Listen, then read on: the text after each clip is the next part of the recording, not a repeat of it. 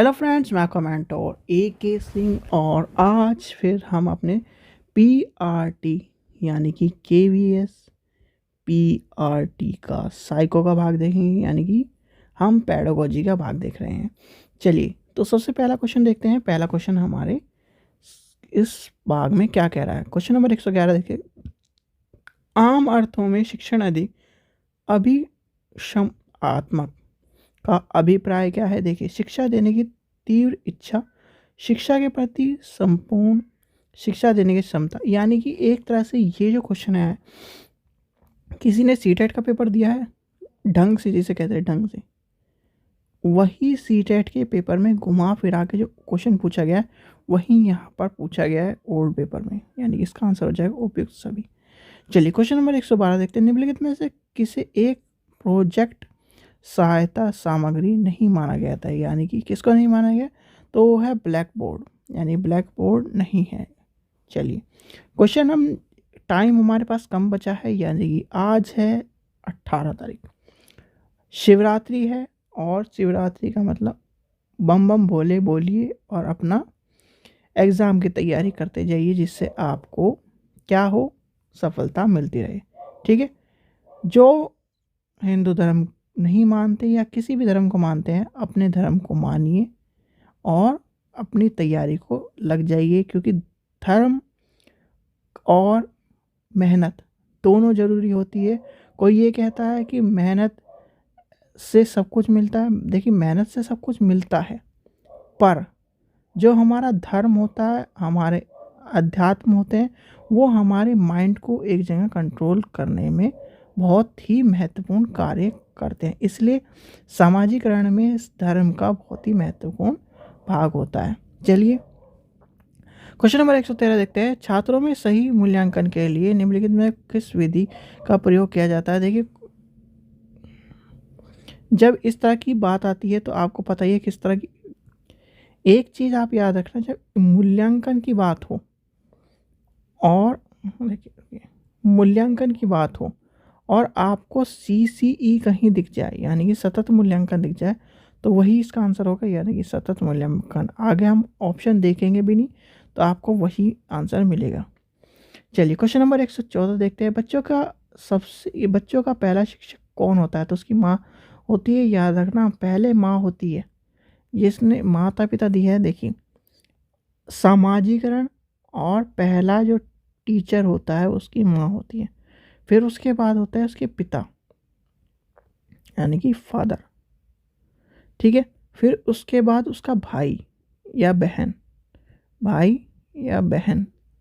ठीक है, फिर उसके जो रिलेटेड होंगे, यानी कि उसके चाचा ताऊ ताई, दादी दादी नाना, मतलब जो दादी तक जो इस घर में सीमित है, मतलब फिर उसके नाना नानी मामा मामी, ये सब आ जाएंगे।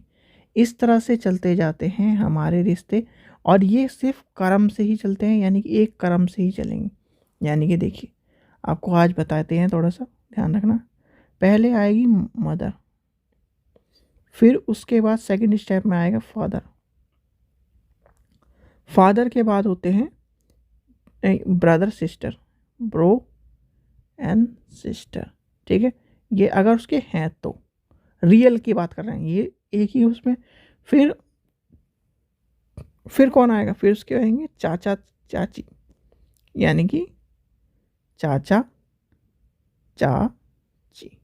ठीक है, फिर उसके दादा दादी, दादा दादी।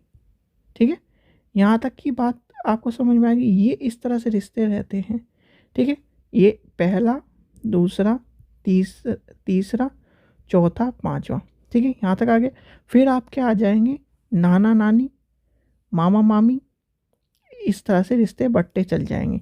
यानी कि सबसे पहला आपको मदर ही लगाना है, चाहे कहीं भी पूछा जाए मदर लगाना है। अगर ये जैसे मदर फादर दे रखा है तो दोनों हो जाएंगे। चलिए, आगे लेके चलते हैं। 115 देखते हैं। एक शिक्षक को समाज में सामान्य यानी कि ये किसकी बात कर रहा है, सामान्य की, मतलब सम्मान की बात कर रहा है। एक शिक्षक को समाज में सम्मान मिलना चाहिए जब वह एक आदर्श जीवन जीता हो, एक निष्ठापूर्ण अपनी ड्यूटी करता हो, एक प्रभावी तरीके से। यानी कि उपयुक्त सभी हो जाएगा इसका आंसर ऑप्शन नंबर डी हो जाएगा इसका आंसर। क्वेश्चन नंबर 116 का कह रहा है शैक्षणिक शिक्षण यानी के दौरान अपने बच्चे को आपकी क्या उपेक्षा नहीं होनी चाहिए, यानी नहीं। देखिए इस तरह के क्वेश्चन से आप डरिए मत, जो इस तरह से नहीं वाले क्वेश्चन है और घुमा फिरा के क्वेश्चन पूछे तो उसमें हो जाएगा। देखिए मैंने पहले ही बताया था कि पहले तो आपको अगर कोई भी क्वेश्चन समझ में ना आए तो लंबे यानी कि लॉन्ग आंसर को पकड़ लेना है। वो अगर नहीं वाला होगा तो शॉर्ट आंसर को पकड़ लेना है, ये ध्यान रख लेना बस। बच्चे को कोई भी प्रश्न पूछने चाहिए, यानी कि ऑप्शन नंबर सी। नहीं, कोई भी क्वेश्चन पूछने वाली, कल मैंने आपको बताया था कि कोई भी प्रश्न पूछता है बच्चा तो सीधे सीधे आप ये कह दीजिए चलो बाद में बताएंगे, अभी पहले हम पाठ पढ़ते हैं। इस तरह की चीज़ें, ये नहीं कि डांट पीट के उसे मार पीट के इस तरह की चीज़ें चलें। आपकी राय में छात्रों को प्रेरित करने के लिए सर्वोत्तम साधन क्या है? तो वो है सहयोग लेना, यानी कि छात्रों का सहयोग लेना। सहयोग कैसे लोगे? जैसे कि आप कोई भी कार्य करा के दिखा रहे हो तो उसमें कहेंगे रोहन सोहन अभी आ जाओ, इसका को हेल्प करो मेरी। तो मतलब जो 4-5 बच्चों को आप बुला बुला के उसमें सहयोग करवाओगे तो इससे बच्चों का मोटिवेशन बढ़ता है, उससे बच्चों का और करने के लिए प्रेरित होते हैं। चलिए क्वेश्चन नंबर 118 देखते हैं। एक अच्छी उपलब्धि जांच का एक अभिलक्षण निम्नलिखित में से क्या नहीं है? देखिए नहीं नहीं का ऑप्शन क्या आ रहा है, तो ये होगा दो आर्थिकता, यानी कि ऑप्शन नंबर सी हो जाएगा इसका आंसर। क्वेश्चन नंबर 119 देखते हैं। समाज में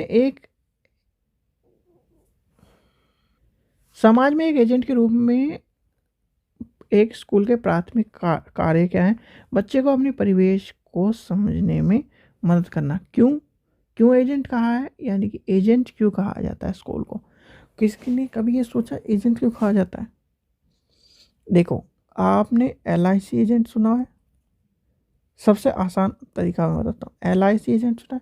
LIC का एजेंट क्या करता है? पहले आपको अच्छी अच्छी पॉलिसी बताता है, फिर ये करता है वो, और आखिरी में उस पॉलिसी के जब आप ले लेते हो तो उसकी टर्म्स बननी पड़ती है। ऐसे ही होता है स्कूल में। भाई पॉलिसी आपको बताएगी कि आप यहाँ पे ये करोगे वो करोगे, और पब्लिक स्कूल में तो बहुत सारी चीज़ें इस तरह की बता दी जाती है जो कभी स्कूल में हुई ही नहीं है। घोड़े सवारी कराई जाएगी बच्चे को, दौड़ाया जाएगा, साल में 2 कैंप कराए जाएंगे, ये कराए जाएंगे। और जब बच्चा पढ़ने लगता है फिर क्या होता है? फिर कह देते हैं कि सर इस बार बजट नहीं है, इस बार वो नहीं है, इस बार ये नहीं। तो क्या वो पब्लिक स्कूल सही है? भाई यही सब चीज़ें आपको ध्यान में रखनी चाहिए। चलिए तो इसका आंसर होगा बच्चों को अपनी परिवेश को समझने में मदद मिलती है, यानी कि ऑप्शन नंबर डी हो जाएगा। क्वेश्चन नंबर 120 के निम्नलिखित में कौन सा गुण एक शिक्षक के लिए सबसे अनिवार्य माना जाता है? तो वो होता है उसमें भरपूर धैर्य होना चाहिए, यानी कि आप जैसे कहते हैं ना चेस खेलने वाले में धैर्य की सबसे अच्छी होती है। धैर्य जब तक नहीं होगा तब तक आप छोटे बच्चों को नहीं पढ़ा सकते। धैर्य और शांत स्वभाव नहीं होना चाहिए मतलब होना चाहिए। आप गुस्सा नहीं होना चाहिए, गुस्सा करने वाला टीचर कभी भी बच्चों को नहीं पढ़ा सकता। निम्नलिखित में से आप अधिगम की सबसे उचित परिभाषा मानेंगे तो वो ये होगी आचरण संबंधित प्रवृत्ति में सुधार, यानी कि ऑप्शन नंबर सी हो जाएगा इसका आंसर। क्वेश्चन नंबर 122 देखते हैं। शिक्षा का मुख्य उद्देश्य व्यक्ति के डैश के विकास करता है, तो वो होता है व्यक्तित्व का, यानी कि ऑप्शन नंबर सी हो जाएगा इसका आंसर। क्वेश्चन नंबर 123 देखते हैं। कोई व्यक्ति एक प्रभावकारी तरीके से हुनर कैसे सीख सकता है? तो वो होगा खुद करके। भाई आप खुद करके कार्य को सीखोगे तब ज़्यादा सीख पाओगे। क्वेश्चन नंबर 124 देखा है। विकासशील देशों में के लिए ICT में वैसे बच्चों के लिए शिक्षक अनुभव को बढ़ावा देना संभव है? पहला क्या ऑप्शन कह रहा है? जो ग्रामीण और दूरदर्श यानी कि दूरसंचार वाली बात कर रहा है, जिसमें सीखने संबंधी विषय आवश्यकता हुई, तो इसका आंसर हो जाएगा सारे। चलिए ठीक है। क्वेश्चन नंबर 115 देखते हैं। भारत में शिक्षा के विभिन्न स्तरों के लिए गुणवत्तापूर्ण डिजिटल विषय सूची तैयार करने के लिए भारत सरकार द्वारा की गई पहल को क्या कहते हैं? तो उसका आंसर भी यही हो जाएगा, भारत सरकार पोर्टल है, राष्ट्रीय कार्यक्रम है, मीडिया है, तो यानी कि ऑप्शन नंबर इसके हो जाएंगे डी, उपयुक्त सभी। चलिए थोड़ा जल्दी कर लेते हैं क्योंकि टाइम कम है और आपको पढ़ने भी होते हैं। क्वेश्चन नंबर 126 देखते हैं, स्कूल में सूची एवं सूचना प्रौद्योगिकी शिक्षक को डैश माहौल डैश मुहैया कराते हुए उन्हें अपनी प्रचलनता को रूपांतरित करने के लिए अवसर देने हैं। तो इसमें देखिए बेहतर शिक्षण विषय वस्तु अधिगम कर, यानी कि इसका भी आंसर डी हो जाएगा, ऑप्शन नंबर डी, उपयुक्त सभी। क्वेश्चन नंबर 127 देखते हैं, भारत सरकार की कंप्यूटर आधारित प्रक्रिया के माध्यम से छात्रों को सीखने के लिए आईसीटी स्कूल योजना का, देखिए ये जो था 2004 दे रखा है, पर ये आया था 2005 में, एनसीएफ का जो फॉर्मूला था उसी में कंप्यूटर को लाया गया था। क्वेश्चन नंबर 106 सॉरी 128 देखते हैं, 6 से 14 वर्ष के जो बच्चे की आयु होती है, बच्चे को मौलिक अधिकार के रूप में मुफ्त एवं अनिवार्य शिक्षा के रूप, सीधे सीधे इसका आंसर है 2002। 2001 दिया गया है, 2002 में कानून आया था, याद रखना कभी भी। देखिए इसमें जो दे रखा है ऑप्शन वो मैं कुछ कह नहीं सकता, 2002 है, 6/6/14, याद रखना। क्वेश्चन नंबर 129 देखते हैं, यानी कि गुणवत्तापूर्ण शिक्षा के लिए पाठ्यक्रम ढांचा राष्ट्रीय अध्यापन, यानी कि किसकी बात कर रहा है? शिक्षा परिषद द्वारा डैश के रूप में निकला गया, यानी कि ये है 1996। और जो 2005 एनसीएफ हम पढ़ते हैं ना, उससे पहले का एनसीएफ राष्ट्रीय अध्यापक शिक्षण परिषद के द्वारा निकाला गया था पाठ्यचर्या ढांचा। चलिए क्वेश्चन नंबर 130 देखते, भारत सरकार ने बच्चों के लिए मुफ्त अनिवार्य शिक्षा अधिकार अधिनियम कब लाया था? 2009 में, यानी कि ये जो 2006 आया था, हाँ ये 2002 को एक्सटेंड करके यहाँ पर पहुँचाया गया था, यानी कि 2002 में ला दिया गया था भारत सरकार ने बच्चों के लिए अनिवार्य शिक्षा, और ये अधिकार ये मौलिक अधिकार के रूप में है। क्वेश्चन नंबर 131 देखते हैं, एक शिक्षक को सफल माना जाता है, भाई सीधे सीधे बात है, विषय वस्तु के उसके तरीके को प्रस्तुत करने के या करता है जब वो, यानी कि ऑप्शन नंबर बी हो जाएगा इसका आंसर। क्वेश्चन नंबर 132 देखते हैं, शिक्षण के प्रति अति सक्रिय रवैये का अर्थ क्या है? देखिए इसमें जो आंसर मिलेगा आपको गतिविधि, यानी कि इसका आंसर होगा प्रभावी तरीका, यानी कि इसका यही आंसर होगा, ऑप्शन नंबर बी, क्योंकि प्रभावी की बात करिए। क्वेश्चन नंबर 133 देखते हैं, निम्नलिखित में कौन सा महत्वपूर्ण प्रभावी शिक्षण के प्रभावकारी पर निर्भर करता है? तो वो हो जाएगा शिक्षक को विषय की समझ, यानी कि ऑप्शन नंबर बी हो जाएगा इसका आंसर। क्वेश्चन नंबर 134 देखते हैं, शिक्षण का मुख्य उद्देश्य क्या होना चाहिए? तो वो होना चाहिए छात्रों की सोचने की शक्ति विकसित करना, यानी कि ऑप्शन नंबर 3 हो जाएगा इसका आंसर।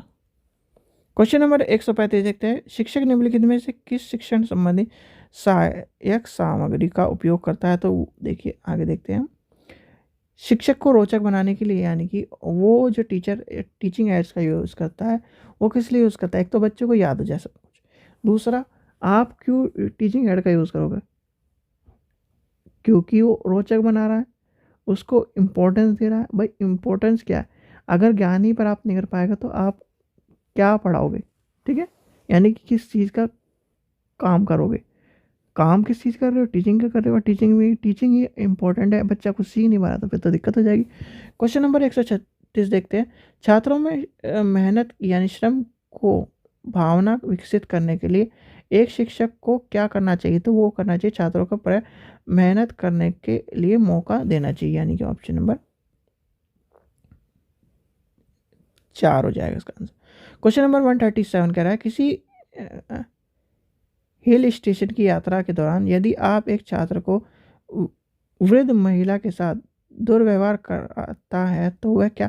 भाई इस तरह के जो क्वेश्चन है सीटेट के आपको पढ़े ही रखे होंगे, तो आपको ये पता है वो अपने छात्र को उस वृद्ध महिला से माफ़ी मांगने के लिए कहेंगे, यानी कि उसे लर्निंग करवाएंगे। क्वेश्चन नंबर 138 देखते हैं, यदि बुलाए जाने पर कुछ छात्र माता पिता अभिभावक शिक्षक से नहीं मिलाते हैं तो आप क्या करेंगे? खुद जाके मिलेंगे, यहाँ के जाकर उनसे मिलेंगे। यानी कि ये आपको पता ही है कि सीटेट का जो 2011 से लेकर 2015 के बीच का क्वेश्चन है। क्वेश्चन नंबर 139 देखते हैं। समूह में और सहभागिता द्वारा सीखने में अभ्यास क्या होता है? तो ये होता है आपका प्रोत्साहन की बात करती है, तो प्रोत्साहन इसका आंसर हो जाएगा, यानी कि प्रोत्साहन यानी क्वेश्चन नंबर नेक्स्ट देखते हैं। क्वेश्चन नंबर 140 देखते हैं। आजकल शिक्षक और विद्यार्थी दोनों क्या हो गए हैं? जो कंप्यूटर के अच्छे जानकारी होनी चाहिए। क्यों? आपको जब केवीएस का फॉर्म भरा था आपको लिखा नीचे मिला था कि आप कंप्यूटर नॉलेज जानते हो कि नहीं जानते। क्वेश्चन नंबर 141 देखते हैं।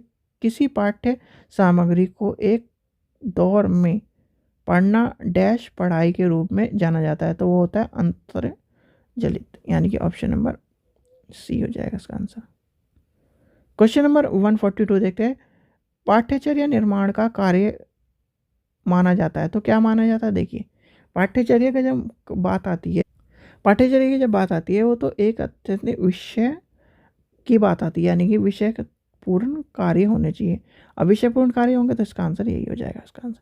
क्वेश्चन नंबर 143 देखते हैं। छात्र यानी कि विद्यार्थियों की प्रशासन की जानी चाहिए, तो वो होना चाहिए लोगों के बीच, यानी कि ऑप्शन नंबर सी हो जाएगा इसका आंसर। क्वेश्चन नंबर 144 देखते हैं। विद्यार्थियों के समूह सक्रियता ने निपटने के लिए क्रम में उनके बारे में निम्नलिखित में कौन सा कथन सही है? तो इसके आंसर हो जाएगा विद्यार्थी का अपरिपक्व होना, विद्यार्थी के अच्छे व बुरे में अंतर, यानी कि इसके आंसर हो जाएंगे सारे, यानी कि ऑप्शन नंबर डी हो जाएगा इसका आंसर। क्वेश्चन नंबर 145 देखते हैं। निम्नलिखित में क्या उस खोज या रेंज को सूचित करता है जिसके योग्य गुण के लिए व्यक्ति प्रेरित, यानी कि देखिए इसकी बात कर रहा है ग्रेड और अंकों की, तो इसका ग्रेड और अंक दोनों हो जाएंगे। पहली बात तो जब ए और बी दिख जाए ना, जहाँ पर टिप है या आपके लिए टिप्स और ट्रिक्स में से पहले ही खोज के निकाल रहा हूँ कि जैसे ए और बी, जैसे ये और यहाँ पर दिख जाए ए और बी, सीधे सीधे आंखें बंद करके ये लगा देना आंसर। क्वेश्चन नंबर 146 देखते हैं। स्कूल पुस्तकालय डैश का एक शैक्षणिक तंत्र है, तो आपको पता ही है किसका है? विचारणीय मूल्यांकन, यानी कि आपको क्या भाई लाइब्रेरी में किस लिए होती है? लाइब्रेरी इसलिए होती है कि आपको वहाँ पर कम पैसों में सारी सुविधा मिल जाए, और अगर स्कूल लाइब्रेरी की बात करें तो आपको जो आप धन एक्स्ट्रा चीज़ों पर खर्च करना चाहते हैं वो आपको खर्च ना करना पड़े, ज्ञान के चीज़ें मिले, मूल्यांकन करना में आसानी हो, तो सारी चीज़ें आपको एक साथ मिल जाती हैं। क्वेश्चन नंबर 147 कह रहे हैं। अनुसंधान से पता चलता है कि हमारी पढ़ाई का डैश हिस्सा दृष्टि और श्रवण अंगों के माध्यम, भाई 95% बिल्कुल सही आंसर है। 95% इसका इंपॉर्टेंट है, याद रख लेना। अब एक जो क्वेश्चन पूछा गया था वो पूछा गया था कितने घंटे एक हफ्ते में पढ़ाए जाते हैं, उसका आंसर बताना था आपको। ऐसे ही आपको क्वेश्चन घुमा फिरा के पूछे जाएंगे पीआरटी में भी। 148 देखते हैं। अनुसंधान से पता चलता है कि डैश सीखने की प्रक्रिया में एक प्रबल चर है, संभवतः योग्यता से भी ज़्यादा महत्वपूर्ण अभिप्रेरण, यानी कि ऑप्शन नंबर सी हो जाएगा इसका आंसर। क्वेश्चन नंबर 149 देखते हैं। वर्ग कक्षा में परिवेश में एक सकारात्मक पढ़ाई वातावरण स्थापित और मजबूत करने में शिक्षक के अधिकार को निश्चितता अनुशासन क्या होगा? बढ़ा देता है, यानी कि ऑप्शन नंबर बढ़ावा देता है। क्वेश्चन नंबर 150 देखते हैं। जब किसी शिक्षक का यानी कि प्राधिकरण हवाला होता है तो ये उसके अन्य कार्य, देखिए इस तरह के जो क्वेश्चन है, देखिए पहली बात तो ये क्वेश्चन पूछा नहीं जाना चाहिए, तो ये यानी कि इस तरह क्वेश्चन क्यों पूछे नहीं जाने चाहिए वो अलग रीज़न है, क्योंकि देखिए पीआरटी लेवल में अगर ये क्वेश्चन पूछे जा रहे हैं तो थोड़ा दिक्कत की बात है, हाई लेवल में पूछे जाए तो अलग बात है। तो इसमें आपका हो जाएगा बढ़ती है, ठीक है। चलिए आपको यहाँ तक क्वेश्चन मिल गए। चलिए तो आपको जो इतने क्वेश्चन मिले उसका आप आराम से वीडियो को दोबारा देखिए, समझिए, क्वेश्चनों को याद करिए, क्योंकि जो क्वेश्चन हैं वो कहीं ना कहीं पेपर में आने के चांस पूरे के पूरे हैं। ठीक है बच्चों, आशा करता हूँ आपको वीडियो पसंद आई। वीडियो पसंद है तो लाइक करें, चैनल को सब्सक्राइब करें और वीडियो को ज़्यादा से ज़्यादा शेयर करें। Thank you.